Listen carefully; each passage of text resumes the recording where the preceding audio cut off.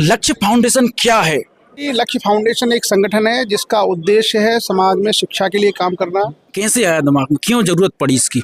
हमारे गांव के बच्चे भी बहुत कुछ कर सकते हैं, बशर्ते उनको अगर कोई समय पर गाइडेंस दे, उनका कोई सहयोग कर दे, उनको कोई मोटिवेट करे। तो लक्ष्य फाउंडेशन क्या सिर्फ एक समाज विशेष का विकास करने के लिए है या फिर नहीं, हम इसमें जाति और समाज की तो बात ही नहीं करते हैं। आप एक लोधी समाज का एक नया चेहरा उभर कर आ रहे हैं, इस बारे में क्या कहना चाहते हैं? नमस्कार, मैं पुष्पेंद्र लोधी और साथियों, आज हम आपको मिलाने वाले हैं भारत सरकार के ज्वाइंट कमिश्नर और लक्ष्य फाउंडेशन के संरक्षक अमरपाल लोधी जी से। सर, बहुत बहुत स्वागत है हमारे न्यूज़ चैनल में। बहुत बहुत धन्यवाद। सर, लक्ष्य फाउंडेशन क्या है? बेसिकली लक्ष्य फाउंडेशन एक संगठन है जिसका उद्देश्य है समाज में शिक्षा के लिए काम करना। जो बच्चे गरीब हैं, गांव में रहते हैं, जिनके पास सुविधाएं नहीं है, उनके लिए शिक्षा में सहयोग करना, कैरियर काउंसलिंग के कार्य करना, उनके लिए पुस्तकें, नोट्स इत्यादि दिलवाना। और जो बच्चे बीटेक, आईटीआई, पॉलिटेक्निक वगैरह करते हैं, उन बच्चों के लिए प्राइवेट सेक्टर में जॉब में मदद करना।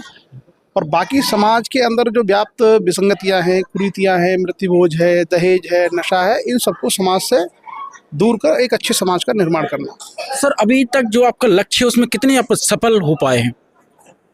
लक्ष्य बेसिकली शिक्षा में 3 स्तर पे काम करता है। जो प्राथमिक शिक्षा है उसमें नवोदय है, सैनिक स्कूल है, श्रमोदय है, ज्ञानोदय है, अटल आवासीय स्कूल है, सैनिक स्कूल है, मिलिट्री स्कूल्स हैं, इनकी तैयारी कराता है।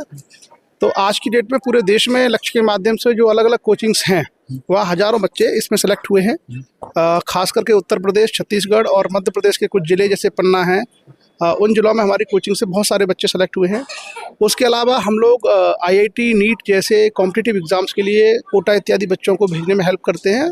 और वहाँ से हमारे बच्चे एमबीबीएस और बीटेक के लिए निकले हैं। और साथ ही साथ हम लोग हायर लेवल पर यूपीएससी, पीएससी की तैयारी के लिए दिल्ली और यूपी में खास करके प्रयागराज में बच्चों को सपोर्ट करते हैं, उनको नोट्स वगैरह, गाइडेंस वगैरह देते हैं। तो हर साल 2-4 बच्चे हमारे पीसीएस, आईएएस में भी सेलेक्ट होते हैं, या प्रीलिम्स क्वालिफाई करते हैं, मेंस क्वालिफाई करते हैं। और बहुत से बच्चे आज की डेट में भी कम से कम 700-800 बच्चे ऐसे जो पीएससी और यूपीएससी की तैयारी कर रहे हैं, अलग अलग स्टेट्स की, एमपीपीएससी, छत्तीसगढ़ और खास करके यूपी। तो सर, ये लक्ष्य फाउंडेशन कैसे आया दिमाग में, क्यों जरूरत पड़ी इसकी? बेसिकली मैं गांव से रहने वाला हूं, मेरा जन्म गांव में हुआ। और गांव में बहुत सारे संघर्ष और मुश्किल से हम लोग पढ़ पाते हैं।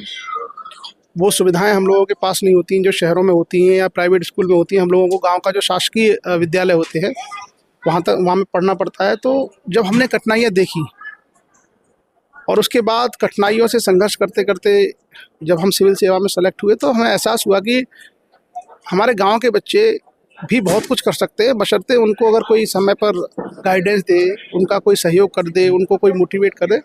तो अपने सिलेक्शन के बाद मैंने मुहिम शुरू की थी कि जो रूरल एरियाज़ हैं, वहाँ हम जा कर के छोटे छोटे सेमिनार्स करेंगे और बच्चों को मोटिवेट करेंगे कि आप भी तैयारी करिए, मेहनत करिए, आपका भी सिलेक्शन हो सकता है। और फिर कुछ सालों बाद हमने देखा कि बच्चों ने मेहनत की लेकिन सिलेक्शन नहीं हुए। तो उनके बारे में जब हमें पता चला कि इनकी बैकग्राउंड बहुत कमज़ोर है, उनकी फाउंडेशन बहुत वीक है, जो प्राइमरी एजुकेशन है उनकी 10वीं तक की बहुत अच्छी नहीं है। गांव के सरकारी विद्यालय से पढ़े, वो गांव के काम करते रहे, लैंग्वेज पर भी उनकी कमांड नहीं थी। तो फिर हमने तय किया कि हम बड़ी परीक्षाओं की तैयारी के साथ साथ छोटे स्तर पर भी काम शुरू करेंगे। 2016-17 से फिर हमने ग्रामीण लेवल पे जो नवोदय इत्यादि स्कूल्स हैं, इसकी तैयारी करवाई ताकि बच्चों का फाउंडेशन मजबूत हो। तो आज आप देखिए बहुत सारे बच्चे नवोदय में सेलेक्ट हो रहे हैं। नवोदय के बच्चे कहीं ना कहीं आगे चल करके नीट, आईआईटी जैसे एग्ज़ाम हैं या दूसरे सीए के एग्ज़ाम्स हैं या फिर पुलिस भर्ती है, टीचर है, उसमें बहुत आसानी से निकल जाते हैं क्योंकि उनकी एजुकेशन गांव की सामान्य शिक्षा से बेहतर है। तो इस तरीके से हमारे अंदर ये विचार आया कि भाई हम अगर गांव से आकर के कहीं पहुंचते हैं तो हमारे और बच्चे भी पहुंच सकते हैं, और अगर सब लोग सपोर्ट करेंगे तो निश्चित रूप से बच्चे और समाज और फिर देश आगे बढ़ेगा।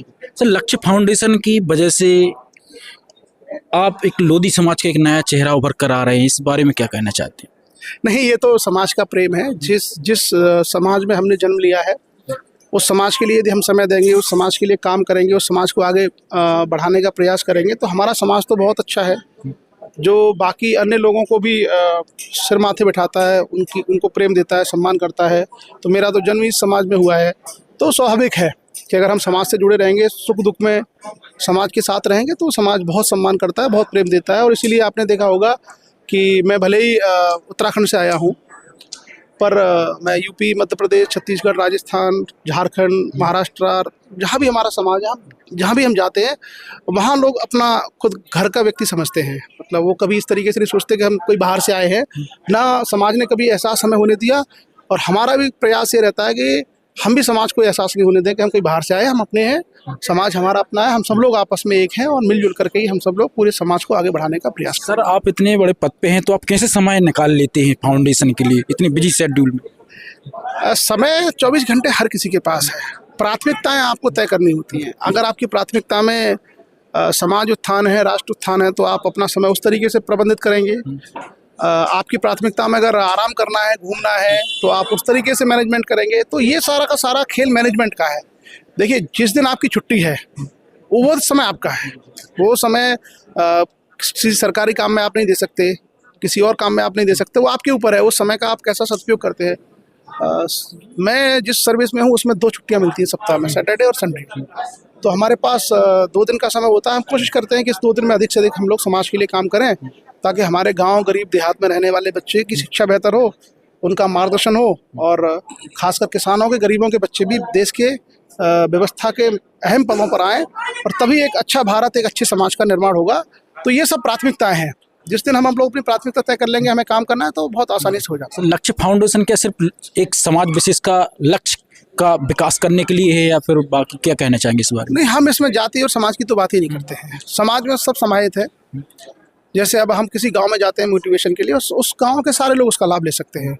कोई बच्चा पढ़ने वाला है, अगर हम लक्ष्य संपर्क करता है तो हम किसी भी बच्चे की मदद करने को तैयार रहते हैं। उसमें जाति, धर्म या क्षेत्र या भाषा का कोई भेदभाव नहीं रहता है।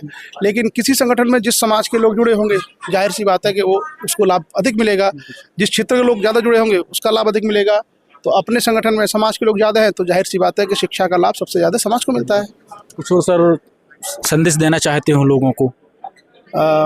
मैं आपके इस चैनल के माध्यम से यही संदेश दूंगा कि हम लोग चाहे खेती करें, व्यापार करें, राजनीति करें, कुछ भी करें, हमारा कमाई का जरिया कोई भी हो, लेकिन हमारे जो बच्चे हैं, खासकर हमारी आने वाली जो पीढ़ियाँ हैं, इनकी शिक्षा पर हम लोग बहुत ध्यान रखें।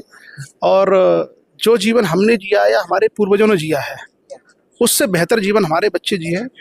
और उनकी पढ़ाई लिखाई के लिए हमें जो त्याग करना पड़े, जो हमें संघर्ष करना पड़े, उसके लिए हम तत्पर रहें।